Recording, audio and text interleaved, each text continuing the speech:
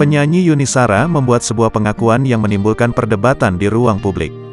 Pengakuan tersebut terkait dengan perilaku sang anak yang menonton video dewasa atau porno. Yuni bahkan tidak marah ketika sang anak kedapatan menonton film itu. Justru, ia mendampingi sang anak.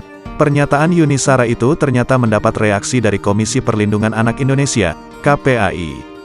Video porno menurut KPAI dinilai memberikan dampak negatif yang membahayakan bagi anak. Konten porno itu konten berbahaya. Dampak negatifnya serius bagi tumbuh kembang anak.